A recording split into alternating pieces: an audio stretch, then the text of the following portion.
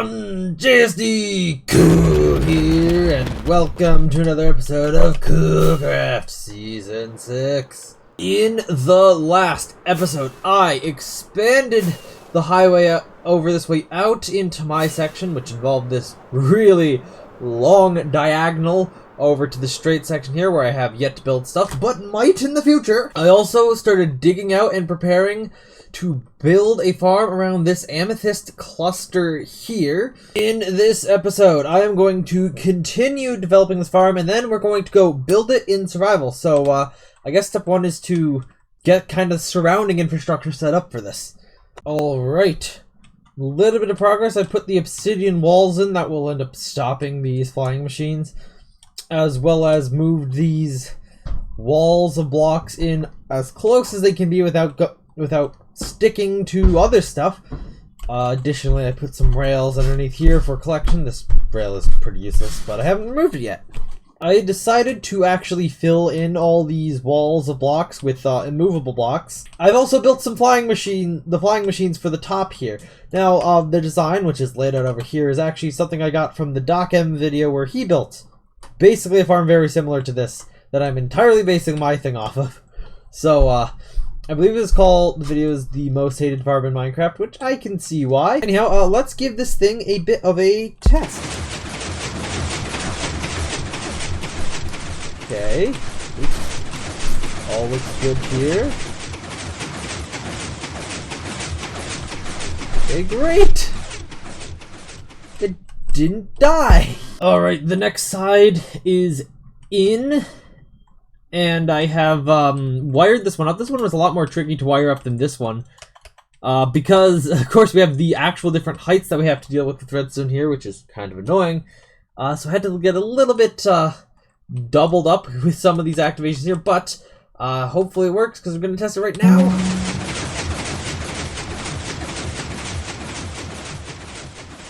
Forgot to put in that piston. Looks like that didn't prevent anything else from moving, though. That's good, because some of these would definitely have been affected by that. Doesn't look like any of these actually were, though. So I'll consider that a success and start moving on. Final side, let's give it a test. And everything's gone to hell, oh no. Why did this break? Oh. Second attempt. There we go.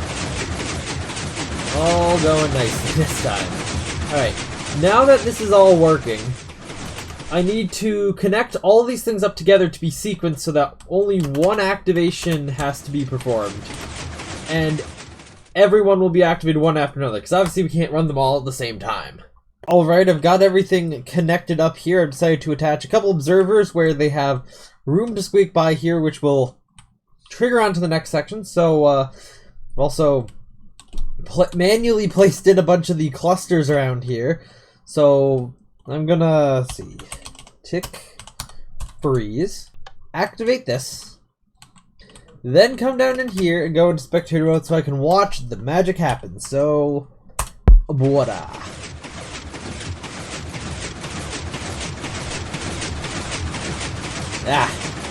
I don't know if there's any way to necessarily get rid of stuff being on top of that. That might be a problem.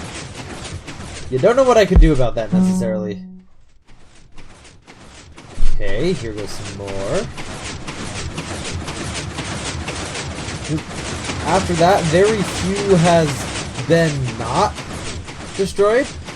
But, I guess this is why the outer wall is here. Oh, okay, and then this will sweep up the remaining stuff. Yeah.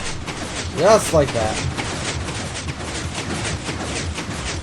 Okay, yeah, so I guess that stuff will generally get popped off. But in case... Oh. Nothing I can do about that. Alright, so this is what we're left with in the yield, and yeah, it is pretty evenly distributed, so I guess I actually have to work on this collection system now. Actually, what this little test here has revealed is what locations cannot actually be destroyed by this for various reasons, namely that there's other blocks blocking in key areas. So for these blocks, we'll have to put a button in these places to prevent things from growing there, so that the random ticks that do grow these things will go to other ones and make the rest of the farm more efficient. Alright, collection system was pretty simple. Obviously, I already have the rails here. But the out part here is also pretty simple. Once this flying machine returns, it'll trigger the one minecart to be sent off here, as well as pushing this block over. When that minecart gets back, it will pop off and land in these hoppers, triggering this piston to push this block back, activating this observer for a second time, sending the second minecart off, and when that gets back, it won't activate again. Because while a full harvest can theoretically yield 2 or over 1 minecart's worth of amethyst, which is a lot, to be clear. I don't know if every single harvest will yield nearly that much, but it is possible that we get that. I need to make sure to launch 2, but I don't want to infinitely launch them, because then we get into more chunk loading issues, which, that is quite an issue. Speaking of which, my plan to make sure chunk loading issues are, in fact, not an issue for this farm in the future is simply to force myself to stand on a specific pressure plate in order for the farm to activate, and prevent myself from leaving if the farm has activated. So, that's that. I guess we also have to add a clock to activate this, but we can do that in survival mode. Well, let's create a schematic of this, and then I'll get hollowing out the additional area that's necessary for this. I've acquired all the resources necessary to actually build the farm, and I must say, with a fully stocked redstone part of the storage system, it's a lot easier to get all of these various resources than having to go flying around the world to craft a million random things. So, yeah, I guess we'll hop into a time-lapse now of me building this. So, yeah, let's go!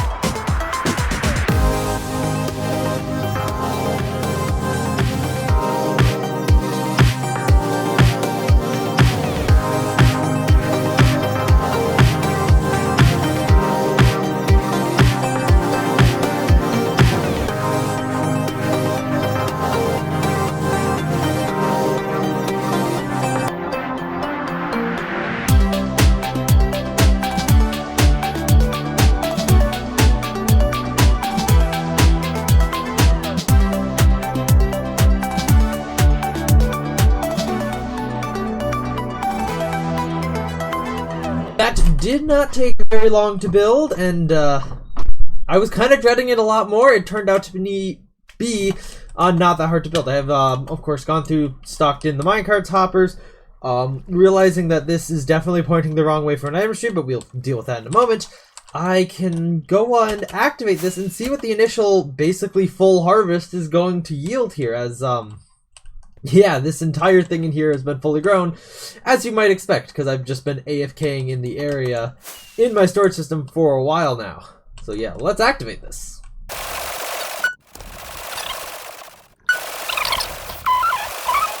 Alright, that seems like that was completely successful. I do not recall placing that block there, though. Hold up. I'm gonna have to see what that's about in a moment, but I also... Oh, there's some up here, of course, that I have to... I'll have to manually collect at this point, but I won't be able to get in the future. But yeah, I did just remember.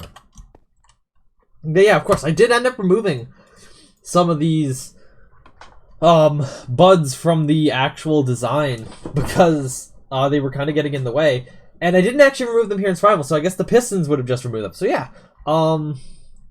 actually, I'll throw that down there. That'll get picked up by the second minecart. But yeah, this is now complete for the actual farm itself. Now we have to actually, connect this thing up to the storage system, because actually, go inspect it here. The corner of my storage system building perfectly aligns with this corner of the room here, so it doesn't have to go all that far to wind up inside the storage system. Storage has been put in here. As you can see, it's just behind the walls of the color section here, because adding something to the storage system would be just way too complicated. So just a behind the scenes area here. Good. This is also probably where I'm going to be AFKing, so yeah, let's put in the timer and automatic activation then. Alright, the timer circuitry for the actual farm has been completed here. As you can see, isn't all that big in this dugout room here. So basically what I'll walk through what's going on here. So that this is the initial timer here. This hopper clock is entirely full of items. Max amount of items here. That when this thing turns over, it then will do a single pulse to this hopper clock, which has 16 items in it. Which means that this clock lasts somewhere a bit over 8,000 seconds, or about 2.5 hours. After that time expires, it'll send this pulse out here, which will extend both of these pistons. On this side, it activates this redstone line here, which will lock this hot clock, preventing it from activating until the farm has activated once again. Because the way I've designed this is that as long as these chunks are loaded, this clock will basically be running. That way, if I'm in the area but not actively AFKing at the farm, it will count that time that I'm in the area towards the farm growing. And then when I actually go to AFK at it, it won't have to run down however long was left in the clock. It will just immediately harvest the farm, allowing for a theoretically slightly higher yield over the time. I mean, it is a 2-hour clock after all. Hate to waste like 2 hours of growing when the thing's already fully grown, right? The other part here is simply that other section, which sets the farm into, or which sets this section here, which means that the farm is ready to be harvested. And when a signal comes down from up here, there's a pressure plate up there that I'll be standing on, it will simply send a signal down this way to activate the farm, as well as turning both of these things off, allowing the clock to start over again. Of course, down here, this just goes directly to the farm. No frills there. Now that the clock is done, the only other thing I really have to do is I have to put in the system to prevent myself from leaving if the flying machines happen to be running. Because that is really what could break them. Alright, after AFKing at the farm for a couple days, yeah, this is not a fast farm at all. Here, we have gotten a decent number of amethyst shards and 2 feathers. Yeah, I think I know how this happened. So here at the farm, while mobs can't spawn on the floor because the light level is high enough, in some areas literally just barely at 1, they can spawn on the budding blocks if the bud has not yet grown on them. Which, you know, that is kind of a problem, because when it's been recently harvested like it appears to be right now, we can get mobs spawning there, and if they happen to stick around until the whole thing gets harvested, especially if it's a chicken jockey, the walls could end up killing the chicken, and then we get chicken bits in the output. So what I'm thinking the best solution to this is just replace some of these buttons that block places that can't be harvested with a torch. And that should do sufficient lighting, I think. Hopefully. Maybe. We'll see. Up next, I need to take a look at the bamboo farm here, as I've noticing that it's kind of been malfunctioned recently, as I had to come in here and fix the flying machines for one, and the chunk loaders also keep breaking. But the reason why I guess that would be is because this, well, I mean, besides flying machines being broken, this thing keeps trying to activate, and it isn't getting much, because well, ever since I added the roof, I've kind of cut off the light source that bamboo apparently needs to grow. So I'm going to be putting in a bunch new light sources in here, which should help, hopefully help. As, yeah, I think each bamboo block needs to be in at least light level 7 in order to grow. So, yeah, it needs a light source all the way up. So, yeah. This light source here in the center is basically immediate. And as you can see, they are growing much taller over here than they are over here with these measly strips of light sources on the side. Oh, and here goes a launch. But we can definitely tell here that, yeah, there is a strip here where nothing is growing at all, which means I need to add more light sources. Probably in about this row here. That is now much better, and this thing has, of course, now been restored to its almost full steam production. Obviously, anything under the lights doesn't have much space to actually grow, but everything else will grow to a satisfactory amount. Now, the only other thing about this farm is that it was initially supposed to have 5 minecarts in each of these dispensers here, but now only has 1 or 2. I don't know what the Minecraft quirk that's causing that is, and it will almost certainly break again and break the crafting system as well. So I will just not bother with re-putting all those minecarts in. So yeah, that's as good as it's gonna get, and yeah, hopefully this farm will keep working for the rest of the season. Okay, so it's been a hot minute, but you can clearly see where the edge of my random ticking range from when I've been AFKing is based on the fact that all the growth of this bamboo ends immediately at this chunk border here. That's great. Which also means that if I really want to have this farm be active, I have to actually AFK closer. Oh wow, even right there. So yeah. This is now completed. Okay, so I was recently looking at my channel on YouTube, and somehow the previous episode, despite me not thinking it being very good, wow, that's a very great sentence, thanks. Was despite the fact that I didn't really think it was all that great an episode, it somehow popped off a little bit, which is a little bit confusing. But hey, if you came from that episode, hello. But this is episode 34, I believe, and I was also looking at my channel, and this is my 160th video that I've uploaded to the channel, which is kind of a neat number to be having. A good majority of those are cool crap videos, but some of them are also other things.